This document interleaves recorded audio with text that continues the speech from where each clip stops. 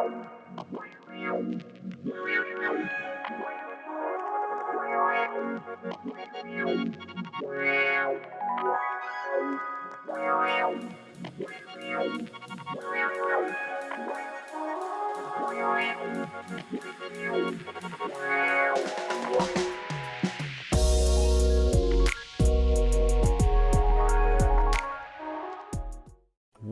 to the Roundtable podcast.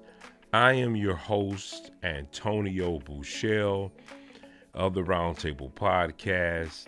Hey, listen, I would love for you to like and share this pod. It's just me today. But listen, I have an interesting topic to talk about. Make sure you like and subscribe. Go to our Facebook. Go to our IG. Go to our website. Check us out. There's over 100 pods there. YouTube, we don't really get that much love. But, hey, I understand our Facebook does a very good job when we go live. Obviously, I'm not live today. And I'm doing this because it's Mother's Day. So shout out to all my mothers out there. May you have a happy, a great, a wonderful Mother's Day. You definitely deserve it for the time you put in, for sometime even being a father, not just a mother. So kudos to all of my mothers out there, all of my single moms as well. Listen, you have to put on both hats. So kudos to you, and I like to thank you, and I for being a mother to your child. But anyway, we're going to go forth with this lesson. With this topic, guys. I think this is a very interesting topic, that's going on out here. I don't know if you guys are aware that, there's still crazy people out there who think that they can enslave individuals. I mean, they think they really can. Well, this guy actually did it for some time. He actually did it for some time, but I want to get into this topic, and I want to talk about this because I thought this was insane. I thought this topic was totally insane, guys. And listen, I want to know what you think about this. It says I'm going to read this. It says a former restaurant owner in South Carolina who was sentenced to 10 years in prison for effectively enslaving a black man and forcing him to work for more than 100 hours a week without paying him, has been ordered to shell out double the amount of $273,000 in restitution he was initially required to pay his former employee. Bobby Paul Edwards, once a manager at J&J Cafe in Conway in 2019, pleaded guilty to one count of forced labor for coercing an African-American man with an intelligent disability to work extensive hours at a restaurant for no pay, according to a press release issued at the time. Now, this is crazy, right? I'm going to continue reading this. I want you guys to hear this. The 56-year-old was also ordered to pay John Christopher Smith for the hours he spent working as a buffet cook from 2009 to 2014, while the court initially determined the lost wages equaled about I think it was equivalent to about $273,000. The Court of Appeals recently ruled that the United States District Court for the District of South Carolina did not account for federal law, labor laws in the initial decision. They ruled Smith was actually owed $546,000 for his 5 years of work.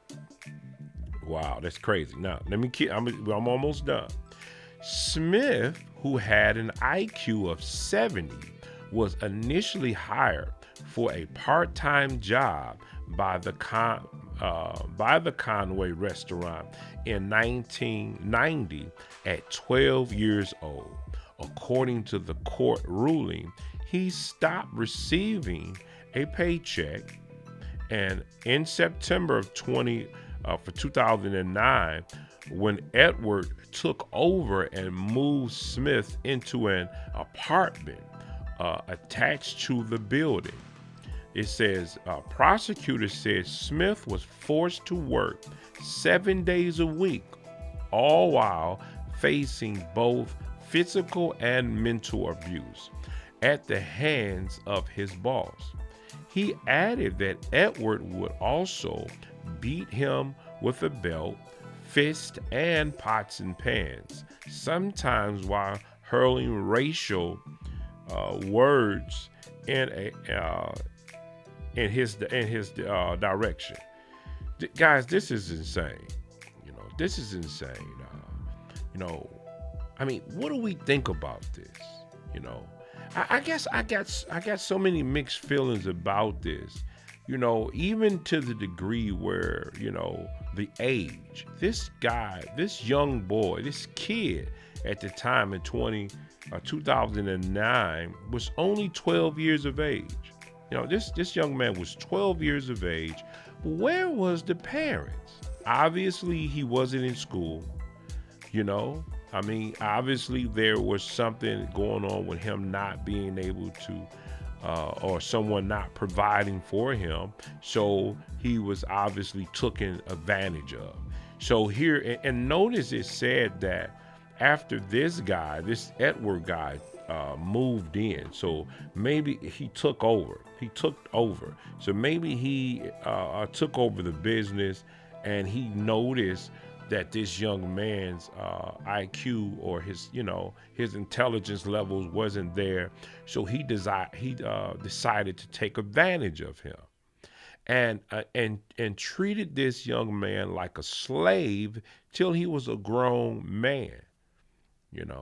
Till he was a grown man, and to me, it's bigger than money. This is a hate crime, and this guy only received 10 years, and he got found guilty. 10 years in prison. Let's check this video out, and then we'll be back. According to a Conway police report, 36-year-old John Christopher Smith, who's listed as a vulnerable adult, had been physically abused while working at J&J Cafeteria. The cafe's manager, Bobby Paul Edwards, is charged with second-degree assault and battery. The arrest warrant says Edwards beat and tortured Smith on many occasions. Beating him with belt buckle, getting hot grease, putting in the thorns and putting on his back, face, and etc., punching him in the face, spitting on him. The president of the Conway NAACP, Abdullah Mustafa, says the South Carolina Law Enforcement Division didn't immediately put Edwards in handcuffs when it was informed of the abuse. Mustafa says the NAACP wants to know why SLED allowed Edwards to turn himself in 5 weeks after the Department of Social Services got involved with the case. Why would SLED allow this guy to come this morning, Wednesday morning, to turn himself in, instead of arresting him? Is that the protocol? Is he an exception to the rule? A SLED spokesman says investigations involve detailed work that takes time to get the facts right before an arrest. He says it's not unusual for individuals to turn themselves in. Mustafa says Smith is now living with the family that informed DSS of the abuse. He says all the NAACP wants is justice. Bobby has committed a crime, and he must pay for the crime that he has committed.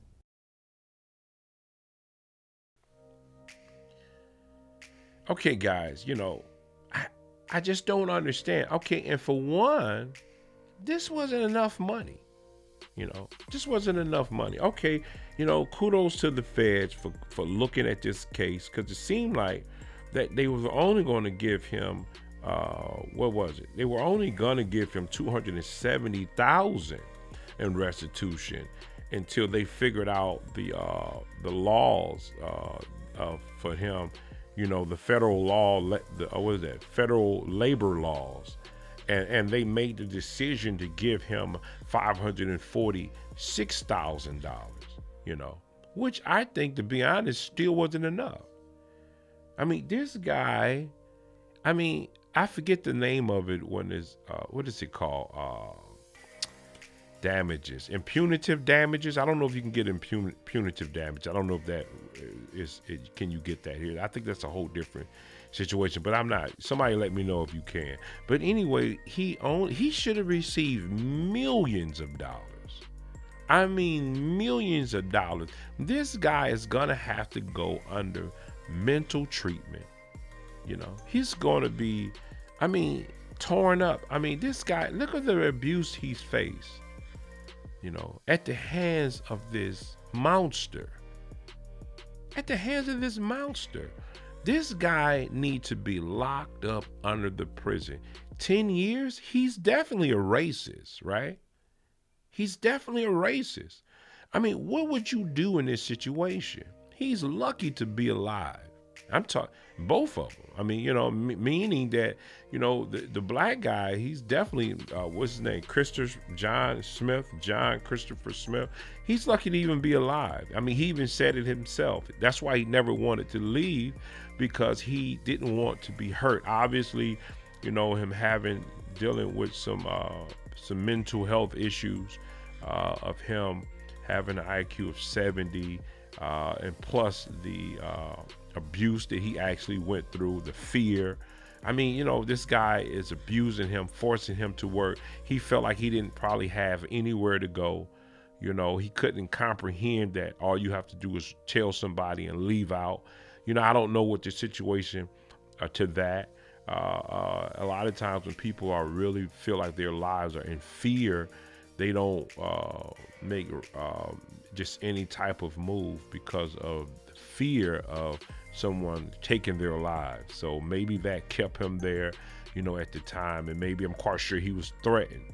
You know, you better not say anything to anyone while you're here working within this restaurant. But I mean, you know, look at the picture of this guy. I mean, look at this guy. You know, and I'm not trying to, you know, yes I am. I mean, just look at this guy. You know, he's terrible. He's terrible. Now, here's the thing, right? I hope that he gets everything he deserves. I'm talking to Mr. Edwards. I hope he get everything that's required. You better get in prison and connect with the most racist people that you can find, and connect with them, your counterpartners. Because if you don't, you're not going to last there. You're not going to last there. You know, you're going to reap everything that you sown on this man, on Mr. John Christopher, Mr. Smith. You know, I hope you get everything that's required for you to get. You know, I hope someone, I know you can't, you know, being a believer, you can't, but it's just that it's inside you to just make him want to pay. You do reap what you sow. You know, you do reap what you sow. And I hope he get everything. I hope he sold the whole finale, the whole kitchen sink, like they might say. You know, because this was terrible what this man did. Could you imagine?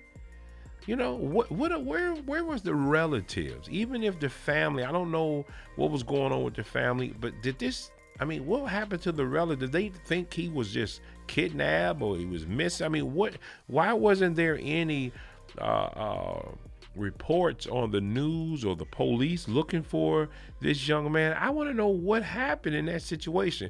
It's just not telling us enough, because I don't think that these things could just go by that easily without someone else recognizing what's going on. You know, what's going on in this situation? Guys, I think this is just terrible. I mean, what would you do? You know, what would you do? And for the courts to only hit this man with only 273,000, excuse me, that wasn't enough, right? This guy have to pay, you know. But, you know, you reap what you sow. You're going to go to prison. You're going to meet these guys there. And I hope they treat you. I hope they treat him just like he was treated. Just like he treated that young man. And I'm not talking about in a race situation, but just the fact that this young man was 12. Listen, what, 29? What is that? 9, 10, 11, 12, 13, 14, right? 13, what that? 13, 14, 15, 16, 17, 18. You know, I don't know. It says, you know, worked as a buffet cook from 2009 to 2014. You know, he worked there for a long time. I don't know what happened. You know, because if you go down, he says that Smith who had an IQ of 70, was initially hired for a part-time job by the Conway restaurant in 1990 at 12 years old.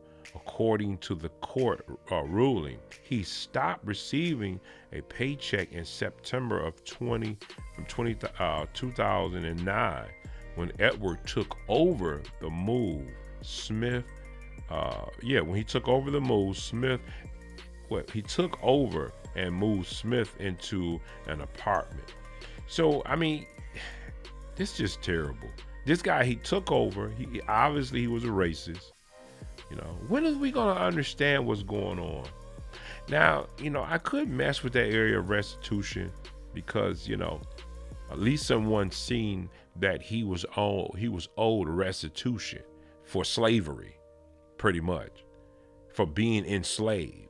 You know, he was owed restitution for being enslaved. This guy was owed way more money. You know, if there's such thing of impunitive damages, and there were impunitive damages in this situation, you know, not just dealing with money he was owed for child labor laws or whatever, federal laws, you know, and just back pay for the hours that he worked overtime without a paycheck. You know, he should be receiving money for the stress, for mental illness issues, you know, taking advantage of. I mean, it should go farther than that, where this man should be given millions of dollars. I want to know who his attorney was, because this man should have been paid way more than what he received. And if he have a lawyer, you know, they're going to take what, a third of that, you know. Guys, what do you think about this? You know, I just wanted to talk about this situation because I thought it was just terrible when I seen this.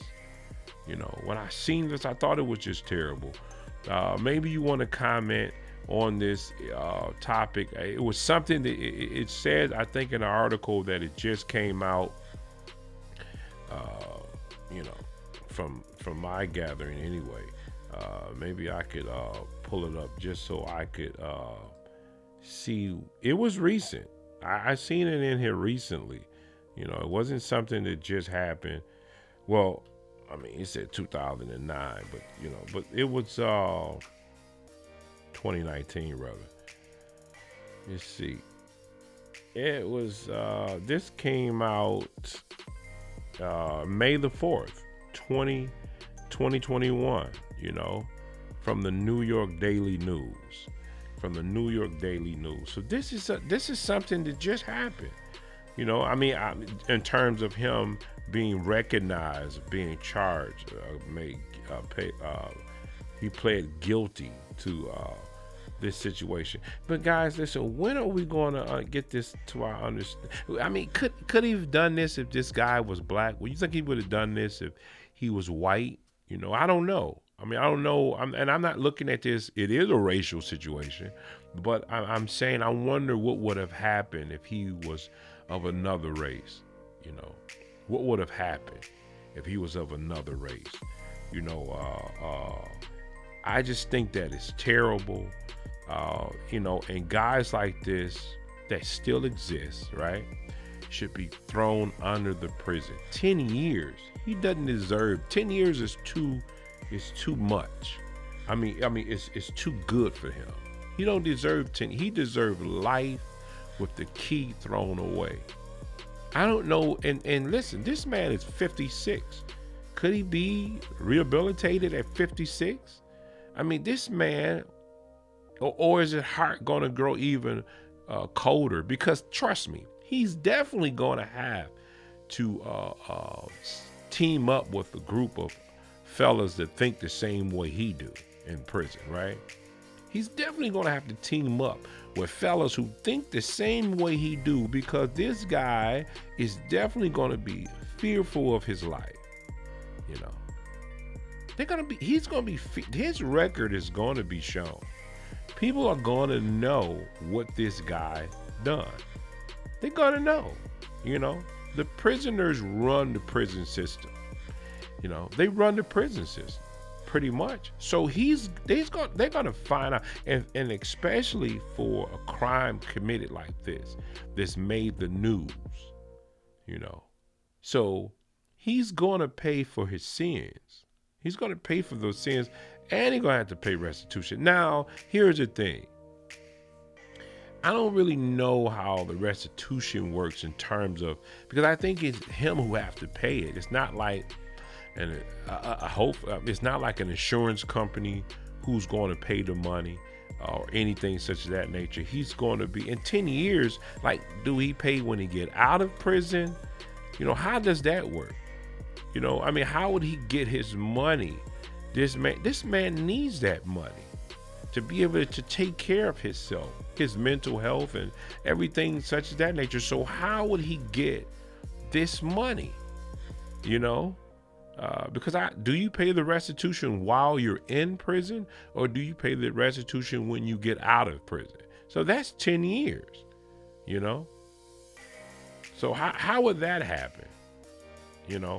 So it needs to be something else done when there's a situation like this. Do they seize all of his property and sell it off? And sell it off, and then get this man his money? Or hey, do they just give him the restaurant? Say, hey, listen, the restaurant's yours.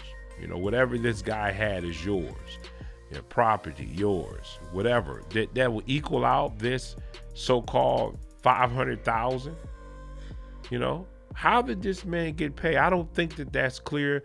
Obviously, it's none of our business. It's his business. But, I don't know. Because normally I thought you paid restitution when you're out of prison. Or guess what? It should be said that he can't get out of prison until he paid the money. So that means if you have to talk to relatives, after you've done your time, but if you haven't paid the restitution, because who's to say this guy is not going to get out of prison after 10 years if he lived that long? If he lived that long, he'd be 66 or something like that. 67, 66, if he's living that long in prison, don't want to take him out, right? What happens? How do you know he's going to pay the money? Because how many people confront and say, hey, listen, I'm not working, I don't have the money, try to hide and squander the money through other outlets, or family members, or put these things in family members' name, the things he's inquired over time, or do they say, hey, listen, you can't get out of prison, until this is resolved, Wow, South Carolina, man, I know it have to be some I don't know, man. Just take advantage of someone like that. You a mouster. Take advantage of someone like that. You have to be a mouster. Think about it. What would you do? What would you have done if you I don't even know what to say. Because obviously, if it was me, I would have tried to take him out myself, you know, for something like, if that was me, if I was Mr. Smith, I would plot, even if it was inside of the. And what have he been charged if he would have tried to do something like that, try to take him out, you know? Because, you know, could they say, hey, listen, you know, if you took him out, then, you know, you in a restaurant, the door, you could have just walked out. So, you know, you wasn't a threat at the time. I mean, you know, how do you play that out? You know, how would that play out if he would have took him out? You know, obviously you in a cafe, there's a lot of sharp objects there. You know, there's a lot of things that you could do. I mean, I'm quite sure I understand the mental. I get the mental. And here's another thing that I'll add. You know, no one knew this guy. No one knew him, you know, at the restaurant. We talking about he was there for some time, 5 years, you know. He was there for some time. No repeated customers came in and noticed some things were off. I think that's why someone had, I think that's why he was, they reported him and they came and arrested this monster, you know. Yeah. Hey guys, you know, I don't know. I just wanted to talk about this. Tell me what you think about this article. You can go read the article, like I said. I mean, just pull it up on YouTube, or you could just type it in Google. Black man enslaved by South Carolina restaurant owner for 5 years. For 5 years. Should have been $1 million per year, right? You know. This is just crazy. But guys, listen, I hope you like this this pod. Like and subscribe. We talk about these issues. This week we won't be on the Roundtable because of Mother's Day. Obviously, the women that are on the pod are mothers, and we want them to enjoy their Mother's Day. If you are a mother, shout out to you. Happy Mother's Day. Well wishes to you. Be safe, guys. Definitely be safe. Don't get too loose out here, because we know it's still out here. This COVID thing is still going on. So be safe and be careful out here. Mask up, wash your hands. You know how you know what time it is. And guys, we'll talk to you the following Sunday on the Roundtable podcast. Shout out to all of the listeners. Shout out to the co-host, the host of the show. And guys, we'll see you next Sunday. Peace.